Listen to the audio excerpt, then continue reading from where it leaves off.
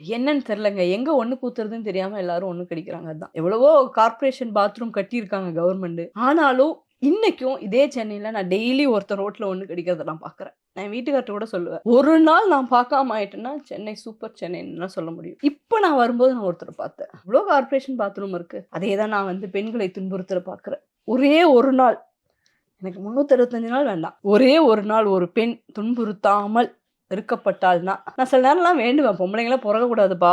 பாவம் அதுக அப்படிலாம் நெறைய இடத்துல எனக்கு தோணும். மாத்துறது ரொம்ப கஷ்டம். இப்பலாம் நெறைய ஆண்களுக்கு பொண்ணு கிடைக்கிறது இல்லன்னு சொல்லும்போது எனக்கு ரொம்ப சந்தோஷமா இருக்கு. சீரியஸா. நான் குடும்பத்த விரும்புறவ தான். அது கணவன் கூட மனைவி ஒரு வாழ்க்கை. வகையான விரக்தியாயி கூட இந்த மாரியான குற்றங்கள் ஆகலாம்ல. ஏன்னா நீங்க அ. கன்சீவா இருக்கியா? நல்ல பையன் பொறக்கட்டும்னு தான் வாழ்த்துறாங்க. புரியுதா உங்களுக்கு? பொண்ணு பொறக்கட்டும்னு வாழ்த்தல. ஆனா உங்க பையனுக்கு நீங்க பொண்ணு தேடும்போது தான் தெரு தெருவா அலையுறீங்க. அதே மாரி ஒரு பொண்ணு வயசுக்கு வந்துட்டான்னா, நீங்க அவள கொண்டாடுறீங்க. நம்ம வயசுக்கு வந்துட்டோம், அடுத்த மாசம் பீரியட் ஆயிட்டோம்ன்னு சொன்னா, "ச்சீ தள்ளி போ. அதெல்லாம் வெளிய சொல்லலாமா? இதெல்லாம் அசிங்கமா இல்லையா?" அப்படின்னு சொல்றாங்க. யோசிச்சு பாருங்களேன், எவ்ளோ முரணான வாழ்க்கை. இந்த முரணான வாழ்க்கையில இதெல்லாம் தேவையா? இந்த குழந்தைங்கலாம் தேவையா?